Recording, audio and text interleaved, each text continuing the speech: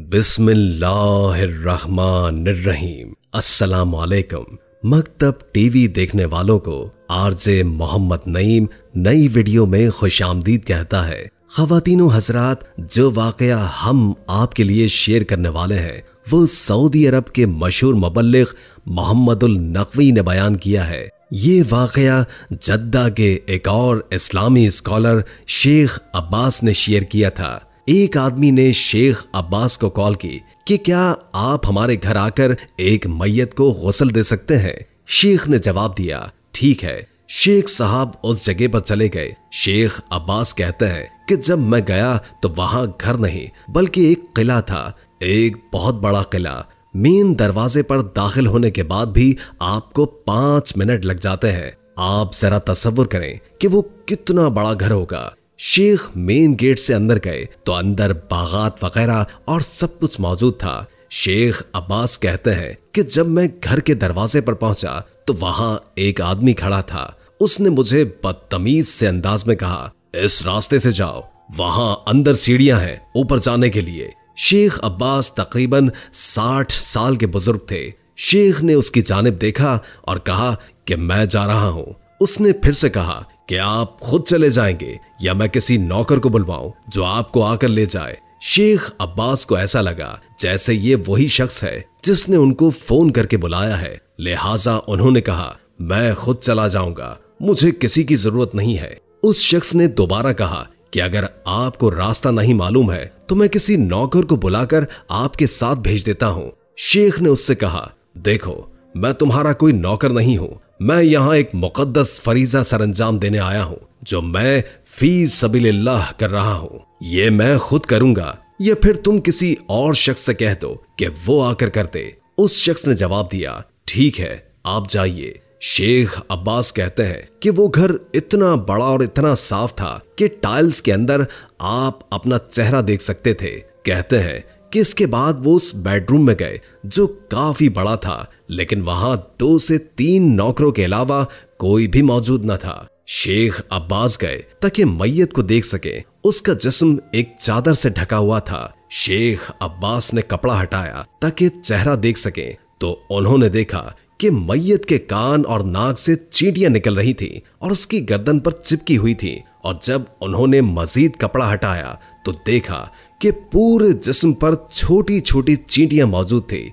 शेख हैरान रह गए। नीचे फर्श पर देखा तो सब कुछ साफ था, नीचे कुछ नहीं था। फिर ये चींटियां कहां से आ रही थी और ये चींटियां पूरे जिस्म पर घूम रही थी। शेख अब्बास कहते हैं कि मैंने कपड़ा वापस डाल दिया कि मैं ये कैसे करूंगा। कहते हैं कि मैंने एक और शेख को कॉल की। उन्होंने कहा कि मुझे तो फुला फुला मसला है, मैं तो नहीं आ सकता। शेख अब्बास ने एक और स्कॉलर को कॉल की तो उन्होंने कहा, शेख अब्बास, अगर आप मुझसे गुस्ल के मुरवज्जा तरीकों के बारे में पूछें तो मैं बता सकता हूँ। अगर आप सवाल करें कि एक जली हुई लाश को कैसे गुस्ल देते हैं तो मैं आपको जवाब दे दूंगा। अगर आप मुझसे टुकड़े टुकड़े जिस्म के गुस्ल के बारे में पूछें तब भी मैं आपको बता सकता हूँ। लेकिन मैयत की जो हालत आप मुझे बता रहे हैं ऐसा तो किसी किताब में दर्ज नहीं है। आप जो करना चाहते हैं करें, मैं कुछ नहीं कह सकता। यानी उसने साफ हाथ खड़े कर दिए कि मैं आपको किसी किस्म का मशवरा नहीं दे सकता। शेख ने वहां खड़े नौकरों से पूछा कि इस मैयत की औलाद में से यहाँ कौन कौन मौजूद है। उन्होंने जवाब दिया कि कोई भी नहीं। शेख ने दरियाफ्त किया कि वो शख्स जो मुझे नीचे मिला वो कौन था। उन्होंने जवाब दिया, कोई नहीं, बस जाने वाला वो आदमी इतने बड़े घर में नौकरों के साथ अकेला रहा करता था। शेख अब्बास कहते हैं कि इसके बाद मैं उस कमरे के बाथरूम की जानिब चला गया। मुझे अल्लाह की जानिब से ही ख्यालात आ रहे थे, वरना मैं नहीं जानता था कि क्या करूं। मैंने उस बाथरूम में मौजूद टब को पानी से भर दिया और फिर नौकरों की मदद से उस मैयत को टब में रख दिया। ये करने के बाद उस मैयत के जिस्म पर मौजूद चींटियां पानी के ऊपर तैरने लगी। शेख अब्बास ने यह अमल कई बार दोहराया ताकि जिस्म से लगी चींटियां साफ हो जाएं। फिर उन्होंने मैयत के जिस्म का मसा किया तो सारी चींटियां चली गई। मगर वो हैरान थे कि इतने बड़े घर में जो साफ सुथरा है ये चींटियां इस मैयत पर कैसे आ गई। ना वहां कोई ऐसा सुराख मौजूद था जहां से चींटियां आ जाए। बहरहाल उन्होंने मैयत को पानी से निकालकर दोबारा बिस्तर पर रखा और वो मुरवज्जा आम तरीके से जिस्म पर मसा करने लगे। उस पर इत्र वगैरह लगाया जो आम तौर पर लगाया जाता है।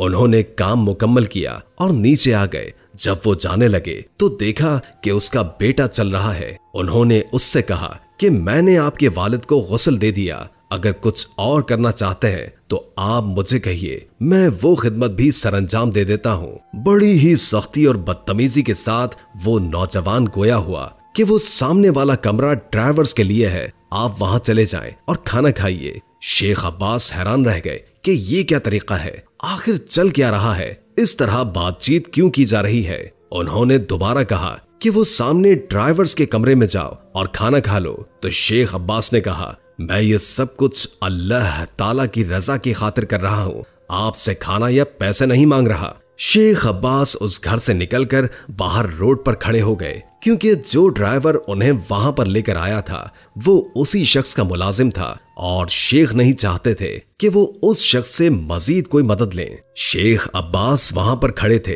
तो उस बदतमीज इंसान का बेटा और मरहूम का पोता वहां पर आया, जिसकी उम्र तकरीबन 18 बरस थी। उसने देखा कि शेख रोड पर खड़े हैं तो वो उनके करीब आया और नरमी से बातें करने लगा कि मैं माफी चाहता हूँ, इस हालत पर मैं अपनी गाड़ी लेकर आता हूँ और आपको छोड़कर आता हूँ। शेख कहते हैं कि मेरे मना करने के बावजूद वो अपनी गाड़ी लेकर आया और उन्हें अपनी गाड़ी के अंदर बिठा लिया। उमूमन इंसानों की ये आदत होती है कि जब वो कुछ अच्छा या बुरा देखते हैं तो ये जानने की कोशिश करते हैं कि आखिर इसके पीछे की वजूहात क्या हो सकती हैं। चुनाचे शेख अब्बास ने यह जानना चाहा कि आखिर ये आदमी ऐसा क्या करता था कि इसके साथ मरने के बाद भी ये सुलूक हो रहा है। शेख अब्बास ने उस लड़के से कहा, सुनो बेटे, ये शख्स कौन था जिसे मैंने गुस्ल दिया है? उसने जवाब दिया कि वो मेरे दादा थे। हम सभी जानते थे कि उनके जिस्म से चींटियां निकल रही हैं। चुनाचे हम उनके बिल्कुल करीब नहीं गए थे क्योंकि हम नहीं जानते थे कि आखिर क्या किया जाए। शेख अब्बास ने उससे पूछा कि तुम्हारे ये मरहूम दादा जिंदगी में क्या करते थे?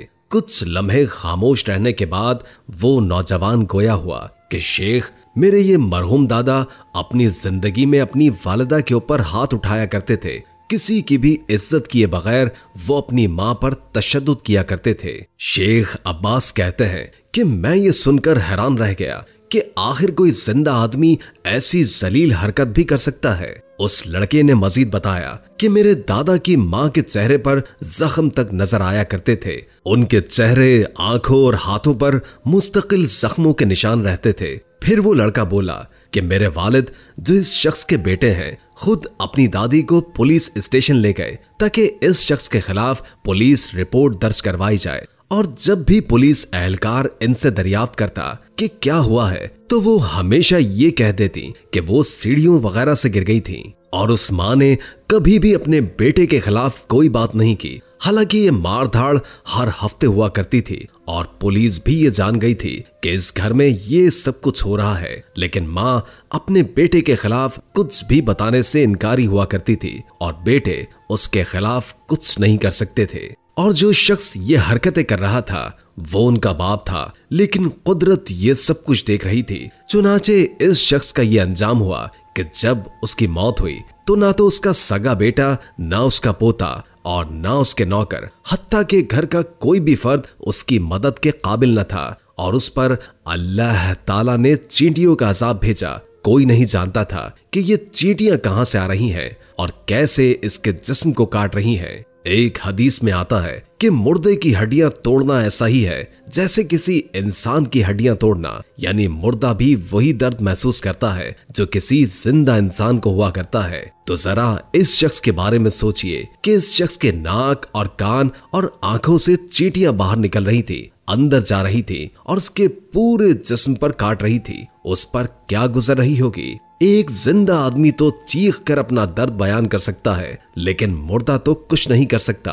हाँ, मगर दर्द का एहसास वही मौजूद है। चुनाचे इस बात पर तो तमाम उलमा का इत्तेफाक है कि अपने वालिदैन के साथ किसी भी किस्म के सलूक का अंजाम आप न सिर्फ आखिरत बल्कि दुनिया में भी देखते हैं। अल्लाह ताला से हरदम ये दुआ रहनी चाहिए कि जब तक हमारे वालिदैन जिंदा है हमें उनकी खिदमत करने की तौफीक दे, और जब वो इस जहां से चले जाएं तो हमें उनके लिए सदका जारिया बना दे। अगर आपके भी दिल की यही सदा है तो कमेंट सेक्शन में आमीन जरूर लिखिएगा। हम ये उम्मीद करते हैं कि आपको हमारी आज की ये वीडियो जरूर पसंद आई होगी। अगर आपको हमारी आज की ये वीडियो पसंद आई है तो सबसे पहले इस वीडियो को लाइक करें, और आपसे एक बार फिर दरखास्त है कि आप हमारे चैनल मकतब टीवी को जरूर सब्सक्राइब कर लें और साथ में लगे घंटी के बटन को भी क्लिक करें ताकि आपको हमारी आने वाली मजीद वीडियोस का नोटिफिकेशन मिलता रहे। अल्लाह ताला आपका और हमारा हामी और नासिर हो।